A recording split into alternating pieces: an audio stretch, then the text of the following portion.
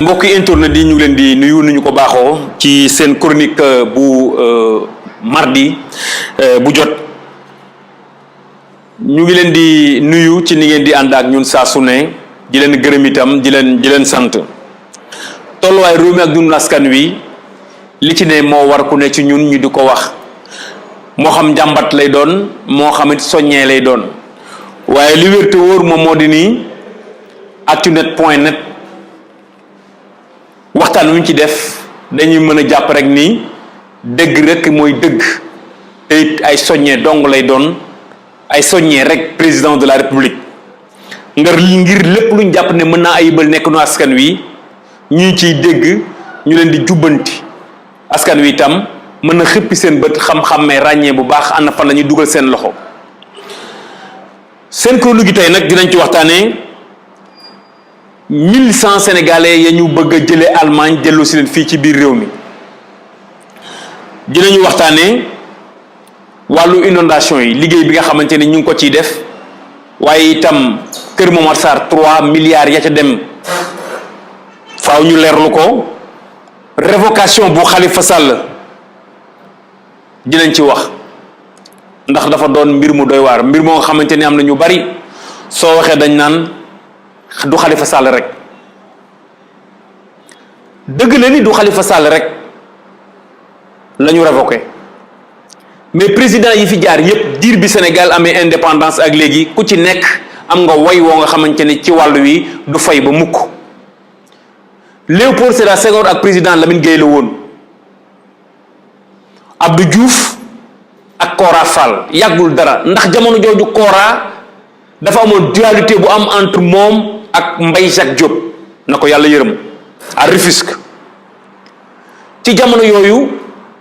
ci ay élection ñu ne Kora na bàyyi Kora lànk gagné bi mu gagné it dem nañu ba def seeni yëf ba am lu ñu jiiñ Kora révoqué ko Mbaye Jacques nekk maire ñaar fukki at ak nangam ay mandat yu bare am na ko donc kon histoire politique bu Sénégal ci wàllu révocation am na loo xamante ni am na ci te nit ñi xam nañu ko Abdoulaye Wade bi mu ñëwee ak kaawu Mbaye Ndiaye masa damay dégg affaire Khalifa Sall bi Mbaye Ndiaye di wax naan moom def nañ ko lool te kenn waxul Mbaye Ndiaye bu mu fàttee mag la mën naa naax mais bu mu fàttee te ni loolu bi mu amee mais Sénégal gi yëpp dañ cee wax te moom Mbaye Ndiaye am na lu ñu ko doon jiiñ donte topp ñu ko ci wàllu yoon mais décret bi dafa leer am na lu ñu ko doon jiiñ lu ñu ko doon jiiñ moo di ci secours yi dafa am lu fictif loo nga xamante ne daf ci amoon ci wàllu impôt yi dafa am loo nga xamante ni doon luñ ko ci jiiñ itam mooy matériel ak immatériel lu jëmit ci personnel bi dañu ni anam ga mu doon jëlee dafa jéggi dayoo décret bi mi ngi fi président Abdoulaye Wade moom moo ko signé loolu moo tax ñu jëlee ko fi ñu bëri nag jàpp nañu ni li précipité loolu mooy li mu àndoon ak président Macky Sall mën nañ ko dangul ni ko li mu ànd ak président Macky Sall ci jamono yooyu moo taxoon ñu précipité révocation moom mais nag liñ doon jiiñ Khalifa Sall di yor mu sellul moom la ñu ko doon jiiñ moom Mbaye Ndiaye décret baa ngi fi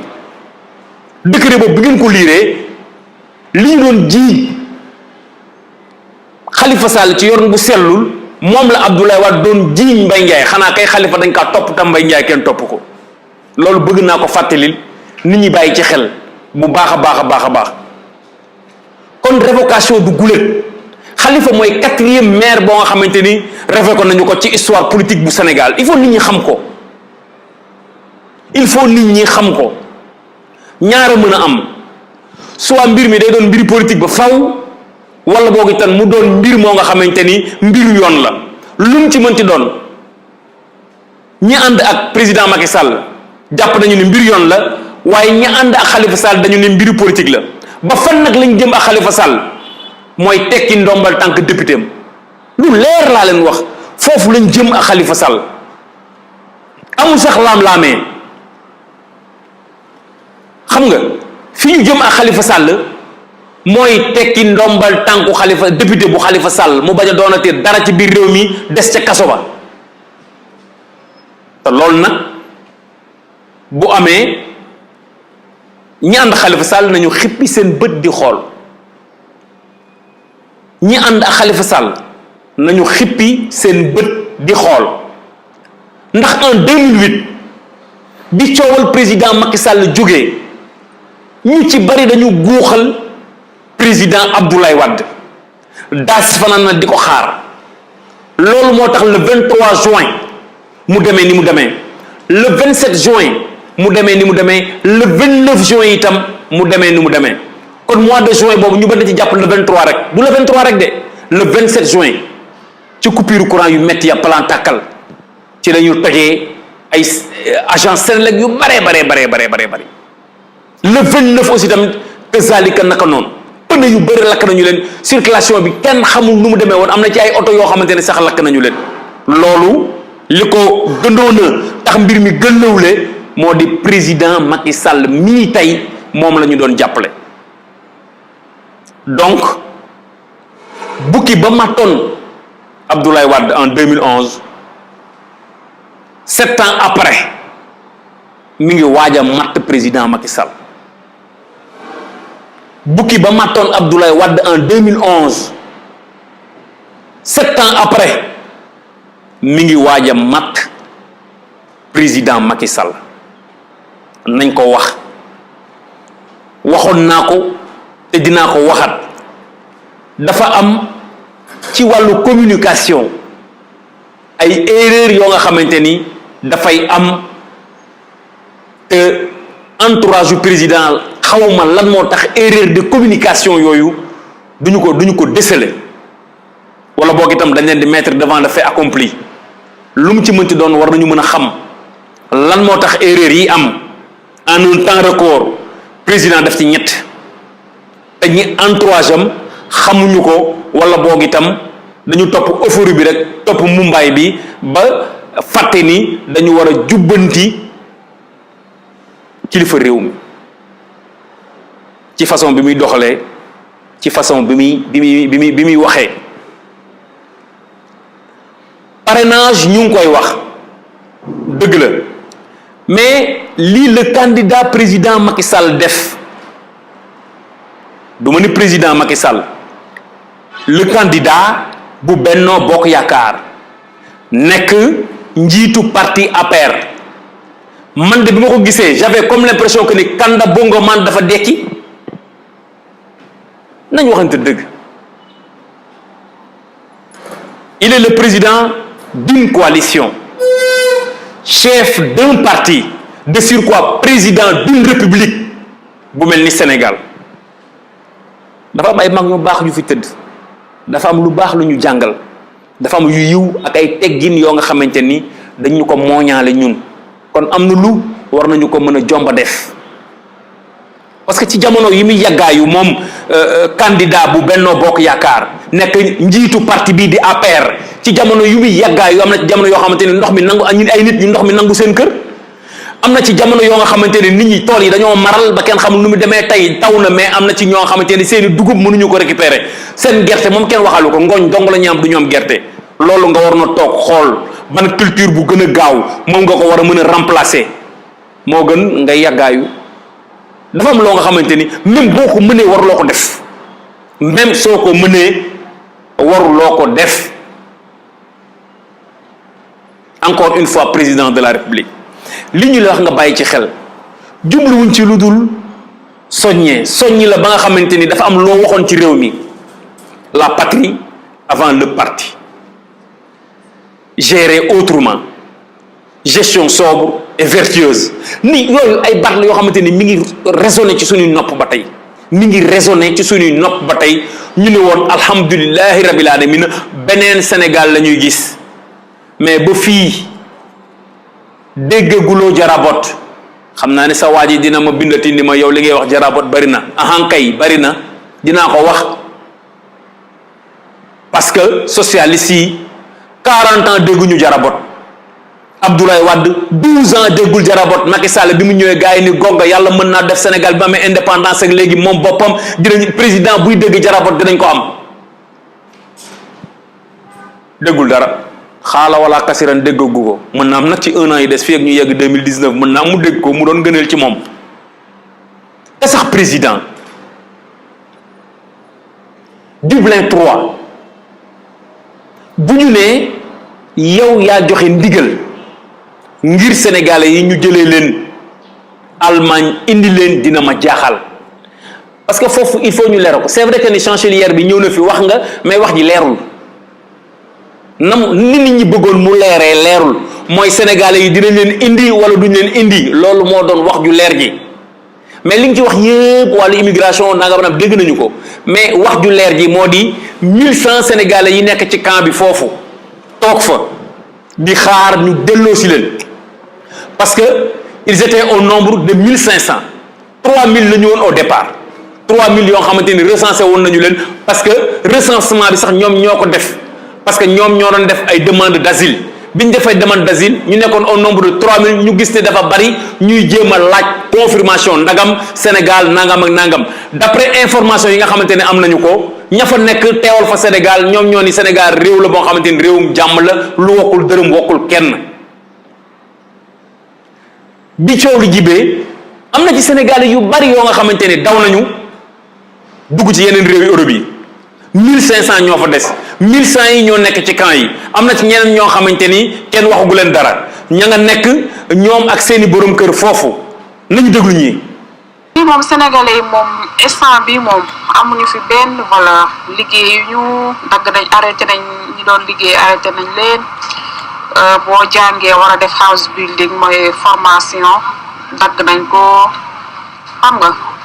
ba pare ñu bari fayatuñ leen dafa metti sénégalais yi moom te ñun ñoo fi gën a ndaw boo xoolee Nigéria yaa ngi fii jox dañ leen di jox ay këyit yeneen xeet yu bari fii daal sénégalais yi kese ñoo fi sonn sénégalais Gambie amul problème fii yeneen dëkk yi amuñu fi problème mennum sénégalais yi kese ñoom ñoo fiy souffrir muy góor muy jigéen xam nga mooy loolu xale yi moom amuñu problème comme xale yi fi juddoo ko teg nañ leen ci condition yu bien mais xam nga rek parents yi moom yenn saa da ngay waaru parce que bu fekkee ni yow da nga nekk ci dëkk am nañu fi ñëw depuis 2012 ñii 2013 xam nga ñii 2010 doon liggéey doon def seen formation house building bi ñu doon def et tout yooyu yëpp dagg nañ ko yooyu yëpp arrêté nañ ko fii gisoo fi benn sénégalais boo xam ni mi ngi liggéey te yeneen xeet yi duñ am këyit mais dañuy liggéey da ngay jàng 6 mois après nga dem def formation boo defee formation pare am sa liggéey di liggéey xam nga benn sénégalais yi daal ñoo fi sonn te néew fi trop nag néew fi trop amuñu fi doole parce que bëri wuñu am na ay association yi fi nekk mais mi ngi noonu doo comprendre sénégalais moom vraiment moom fu ñu mën a dugg pour ñu jàppale ñu dañ koy def parce que metti na trop si ñun nga nekk fi famille moom xëy na dina tane comme sama genre bi nekk fi famille sax dina xaw a tane tuuti mais pas comme que ñu si demee que ni single yi comme xale góor yi fi nekk seul ndeysaan xam ne amuñu fi jabar amuñu fi doom dañoo sonn dagg nañ liñ leen doon fay wala bu fekkee ni dañ leen di fay benn somme dañ koy xaaj xam nga di la yónnee ay lettre di la stressé di la bunduxataal génnal dëkk bi am na ñu bëri daw nañ ñu bëri dañoo daw ñu bëri daw nañ ñii dem nañ France ñii dem nañ Grèce ñii dem nañ Italie fii dañ fee bëri woon mais ñëpp boo xoolee xaaj bi yëpp daw nañ dañuy daw parce que dañ lay bunduxataal duñ la may jàmm boo xam ñu ne Sénégal seen président moom moo signé ni yéen amu leen problème dëgg la amuñu problème parce que nekkul ci dëkk boo xam ne dafa am guerre mais problème nekkul ci affaire guerre rek am beneen problème boo xam ni am na leneen loo xam ne moom moo ko ëmb burul guerre ñoom na dañoo généraliser yëpp lañ généraliser instant bii nii. kooku ngeen di dégg sénégalaise la boo xamante ne mu nga fa nekk xam na ñoom li ñuy dund dégg ngeen ko kon président ñi il faut ñu taxawu leen Fallou Leye Sénégal la boo nga xamante ni mi ngi ci diaspora bi am na xalaat bu mu am ci ni gouvernement bu président Macky Sall di doxalee ak sénégalais de l'extérieur rawatina ña nekk Allemagne. asalaamaaleykum wa rahmatullah Ndiaye Doss ñu ngi lay nuyu di la ziar bu baax man la Fallou Leye en tant que sénégalais de l'extérieur maa ngi joxe sama contribution ci wàllu sénégalais yi nga xam ne dañoo nekk Allemagne nekk ci difficulté yu métti vraiment ñu war leen rapatrier au niveau du Sénégal donc ma jàpp ne aussi président Macky Sall loolu moom waru koo xalaat sax waruñu ko def donc ministère de sénégalais de l'extérieur pour man existé wul sax mais ñoom war nañ taxaw ci loolu ba loolu du am ndax kenn nattablewul sénégalais de l'extérieur développement bi ñu participer ci Sénégal wàllu économique ci lépp ñu ngi ci def ci lu ñu mën maximum donc gàcce ngalaama de sénégalais de l'extérieur seen problème nag moom dañoo ñàkk ñu leen taxaw ndax suñu état yi taxawuñ leen Sénégal ministère sénégalais de l'extérieur muy Souri Kaba pour man existé wul sax ndax damay gis ay sénégalais de l'extérieur yi am problème partout dans le monde du mujj fenn ñii dañuy am problème ñii dañ leen di boobu ñii dañuy am difficulté fa ñuy dem di jaayantu seen saag yi nit ñi du leen may jàmm sax pour ñu lal xam nga loolu dafa metti tubaab bi lu ñooy man au contraire naar yi ñoom dañuy am yenn liberté yi en Europe donc ba naar yi am nañ fulla ak fayda ba tubaab yi amuñu duñu ragal nañ leen ragal boo xam ne ci amuñu fitu di dajale seen njaboot yi maanaam 10 personnes 15 personnes di leen rapatrier te ñoom ñoo gën a jege Europe xoolal Tunisie xoolal Maroc xoolal Libye xoolal Algérie mais amul ñu fitu di jël seen njaboot googu di leen ko indil ci noonu ku ko defoon tey algérien indi 15 tubaab yi duñ fa fanaan tey ji réew bu leen indi tey ji daañ fexe ba rapatrier seen njaboot xam nga delloo leen mais ñun suñu dirigeants yi ñoom ñoo faux ñoo incapable maanaam ñoom ñoo fonkul seenu askan loolu laa mën a jàpp Souri Kaba moom ministre sénégalais de l'extérieur moom kooku pour man existé wul sax dañ ko waroon yóbbu fële plan jaxaay la xaw ma fële Sangalkam wutal fa tool mu bàyyi ndax amul benn njariñ sénégalais de l'extérieur amul benn sens amul lenn lu mu ab benn opportunité bu ministre sénégalais de l'extérieur boobu ministère boobu dañ ko war a supprimer sax amul sens ki nga xam ne moom la ko joxoon muy Seynabou Gueye Touré sax moom moo fa tane kii incapable moom itam mais moo tane kii Macky Sall daal li may wax ne déception moom bu rëy rek da sénégalais yi am chaque jour nga dégg ay nouvelles yoo xam ne ay naqar la te vraiment yaakaaruñu ko woon ci ay gouvernement te président allemand bi ñëw na fi Angela Merkel ñëw na Sénégal xanaa nag bon war na waxtaan ak moom ba loolu du am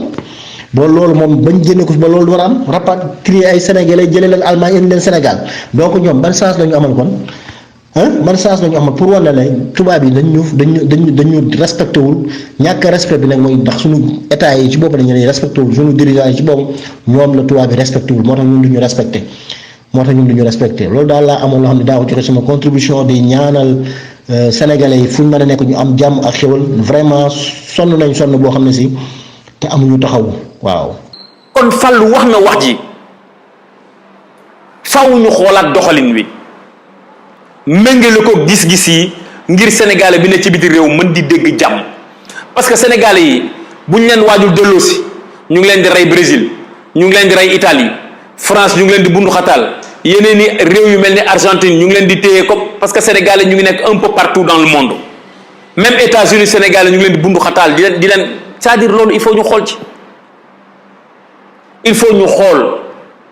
Souleymane Ndéné Ndiaye temps fi nekkee premier ministre Lamine Mbengue na ko yàlla yërëm am na sénégalais buñ fodongoon bëggoon koo indi duñ ko ndamoo de parce que suñu devoir la ñu def yàlla moo def ñu yem ci aéroport bu Madrid ñun ñoo fexe ba sénégalais boobu ñëwul mais nag consul Sénégal bi nekkoon Madrid moo ñu yombalal mbir mi ba tax sénégalais boobu dellosi wuñu ko kon la diplomatie sénégalaise bi nekk à l'étranger bu ñu dugalee seen loxo ci doxalinu Sénégal yi nekk bitim réew rek seeni jafe-jafe dina wàññeeku waaye koo ci gis politique bi lay jiital au détriment de liggéey ngir njariñu Sénégal yenn ci bitim réew loolu itam c'est un problème président il faut ñu xool ko xoolaat itam que ne Allemagne crise migratoire depuis 2015 moom moo fa am xam nga 80% ci crise boobee depuis 2015 ak léegi 80% wàññeeku na ci 80% wàññeeku na ci crise boobu amoon kon je pense que ni problème d'organisation la ci crise politique bi nga xamante ni moom moo am diggante Allemagne ak zone euro bi crise politique boobu am ci la ñu dem ba nga xamante ni dañ ci bëgg a laawaale les Africains surtout les Africains yi nekk Afrique de l'Ouest mais li ma ci jaaxal mooy Sénégalais yi rek ñoo inquiété wu Sénégalais yi rek ñoo inquiété wu du Maliens yi du Gambiens yi du Guinéens yi du Bissau Guinéens yi xam nga naar yi aussi tamit du ñoom mais lan moo tax Sénégalais yi rek inquiété wu lan moo tax Sénégalais yi rek ñu bëgg leen déporter c'est un problème président de la République loolu itam il faut même bu fekkente ni yow amuloo ci ay informations yu wérte woon nga jéem a gëstu xool naka la mbir mi doxee parce que Daniel Chaud-Bédin di ancien député européen vert moom à chaque fois dafay wax ci difficulté yi nga xamante ni dafa am ci problème migratoire xam nga même sociaux-démocrates yi aussi tamit ak les verts saa su ne dañu ciy wax donc tubaab yi ñoom ñoo ci mën a wax asantuma ak ñun ñi nga xamante ni suñuy doom ñoo fa nekk suñuy mag ñoo fa nekk suñuy rak ñoom ñoo fa nekk le problème des Sénégalais de l'extérieur président de la République on ne peut pas être au Sénégal et régler le problème des Sénégalais de l'extérieur mënul nekk moodu yi 600 et quelques milliards dañ koy dugal at mu yàlla sàkk officiellement mais officieusement lu ëpp 1000 milliards Sénégalais de l'extérieur yi dañ koy dugal au Sénégal parce que am na yeneen circuit yoo xamante ni ñu ngi ciy dugal seen xaalis donc ñoom ñu ngi participer ci développement bu Sénégal ñoom ñu ngi participer ci lu mën a tax Sénégalais bi gis boppam donte ñu ngi wax le retour des Sénégalais de l'extérieur mais retour bi kenn encadré wu ko moo tax Sénégalais bu ñëw buñ la joxee ak le fonds d'appui à l'investissement des Sénégalais de l'extérieur day dem ba mbiri seey nga dellusiwaat dem seeti leneen loolu itam c'est un problème président de la République léegi ci problème mu 1400 yooyu ñu dem ba léegi mu nekk 1100 nañu ci wax parce que am na ñu jàpp ne dafa am deal entre gouvernement bu Sénégal ak bu Allemagne ci wàllu immigration am na ñu jàpp itam ay enjeux politiques moom moo ci am président il faut ñu leeral la lanterne des gens que dagam deal dafa am entre le gouvernement sénégalais ak bu Allemagne par rapport ak mbiru pétrole wala yeneen i mbir il faut ñu leeral loolu président de la République il faut mu leer fi may jeexalee mooy mbirum ndox mi mbir la moo nga xamante ni